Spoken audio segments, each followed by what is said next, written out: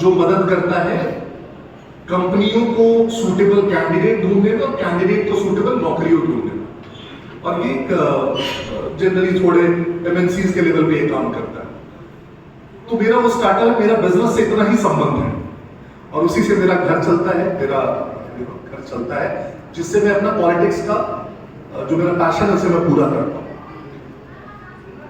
एक चीज जो मुझे बहुत अच्छे से समझ में आती है, बरही जैसी जगह पे एक जो नेचुरल डिसएडवांटेज हमें मिलता है और इसको मैं अपने लाइफ से कनेक्ट करता हूं।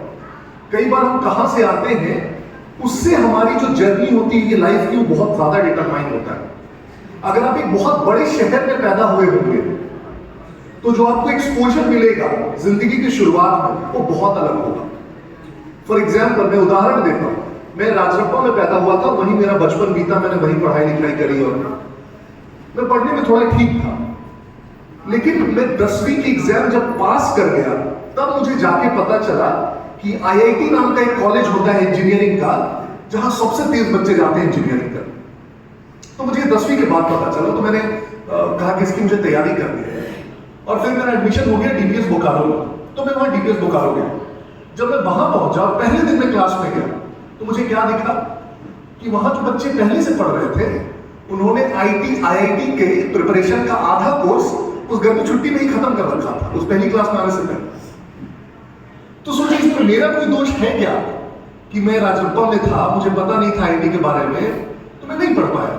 लेकिन जो व्यक्ति वहीं पहले था बोकारो में और डीपीएस में पढ़ रहा था, उसे बहुत अच्छे से पता था, उसके परिवार को पता था, तो उसने आधा कोर्स को स्कूल आने के पहले ही खत्म कर दिया।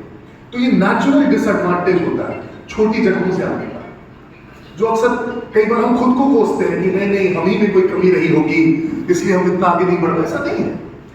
और ये तो मैं बोकारो की बात कर रहा हूं, जब दिल्ली की बात करेंगे, बॉम्बे की बात करेंगे, वहां के बच्चों को तो चौथी तीसरी क्लास में पता है कि उनको लाइफ में आगे क्या करना है। इतना एक्सपोजर है, उनके पेरेंट्स बहुत अच्छा कर चुके हैं, उनके पेरेंट्स ही ऐसी जगहों पे आए गए हैं, बात की है कि उनको बहुत चीजें पता, वो गाइड कर पाते हैं। वो देश में पढ़ने की बात ही नहीं करते, वो बात करते हैं कि 12th के बाद इस फॉरेन यूनिवर्सिटी में या इस फॉरेन यूनिवर्सिटी में जाना है।